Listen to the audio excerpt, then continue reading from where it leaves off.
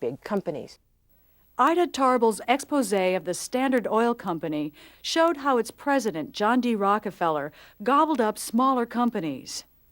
Other muckrakers focused on the company's mistreatment of workers, especially children. Crouched over the chutes, the boys sit, hour after hour. Most of them become deformed and bent back like old men. Cut, broken, or crushed fingers are common. John Spargo, 1906. Upton Sinclair published a novel called The Jungle. Set in the gritty meat-packing yards of Chicago, it exposed the gruesome filth within one of the United States' fastest-growing industries. Meat was on the floor in the dirt and sawdust where the workers had tramped and spit. Thousands of rats would race about on it. The packers would put poisoned bread out for them, and then rats, bread, and meat would go into the hoppers together.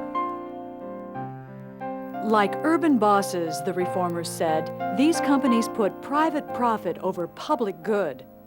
In the late 19th and early 20th century, large numbers of workers were not unionized, did not have representation, could not bargain with their employers.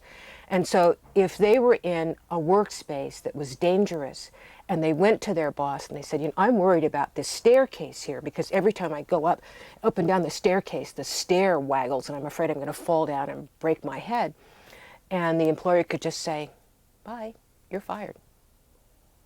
And if something happened, say that worker decided to keep the job, to go up and down the staircase, and one day the stair broke and the worker fell and broke an arm, couldn't work, what do they get?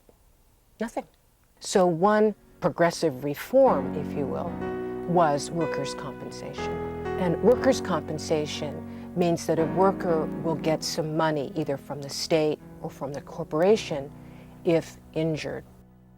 Unable to make businesses treat their workers with greater fairness, progressives turned to state and local governments. They won new laws to regulate what railroads and other big companies could charge. They placed restrictions on lobbying and campaign donations by corporations, which had often bribed state legislators. But what if a trust did business in many states? Companies like Standard Oil had operations all over the country. To control these gigantic industries, progressives had to turn to the federal government. In the White House, they found a supporter in the youngest man to ever occupy the nation's highest office.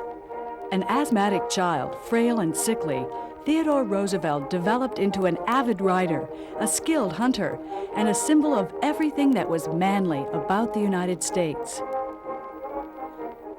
He wore a tall black hat, and he strode along with the physical power of a landslide. Never before or since have I been so much impressed by the physical impact of a human being. Hutchins Hapgood. As president, Roosevelt boasted that he would bust America's trusts, but Teddy's trust busting was more talk than action. Instead of dividing trusts into smaller companies, Roosevelt tried to regulate them. To address the meatpacking horrors that Upton Sinclair described, Roosevelt signed the Meat Inspection Act, which required refrigeration and other health precautions. To control the sale of harmful patent medicines, he backed the Pure Food and Drug Act, which banned false labeling on packages. And to conserve the nation's dwindling forests, Roosevelt placed millions of acres under federal management.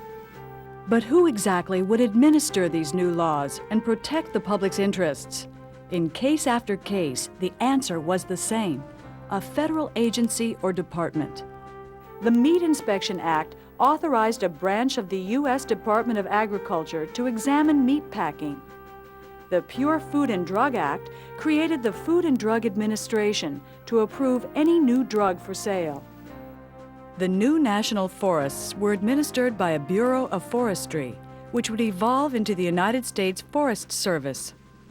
Governors of the several states and gentlemen, the occasion for this meeting lies in the fact that the natural resources of our country are in danger of exhaustion if we permit the old, wasteful methods of exploiting them longer to continue. As a people, we have a right and duty to protect ourselves and our children against the wasteful development of our natural resources. President Theodore Roosevelt, National Conservation Congress, 1908. Fighting big business, progressivism helped create big government and cemented the marriage between them both. Before that, the federal government had largely been responsible for taxes on imports and exports and for having an army. It had not been responsible for making sure that if people got hurt on the job, that they could get some kind of care. It had not been responsible for making sure that food was safe to eat. That was the national level reform. These were new ideas that the government should be involved in those issues. The progressives also turned to the federal government to manage the nation's diminishing share of natural resources. By 1900, the government had sold or given away most of the publicly owned lands in the western part of the country. Claiming to speak for the larger interests of society and future generations, Roosevelt added more than 100 million acres to the national forest system and prosecuted hundreds of violators of public land laws, recovering millions of acres which were placed under federal management. Roosevelt's objective was to conserve national resources for future use.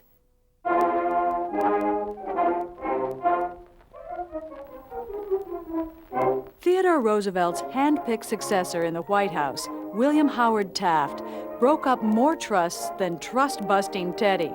However, Taft lost progressive support when he opposed several other progressive programs.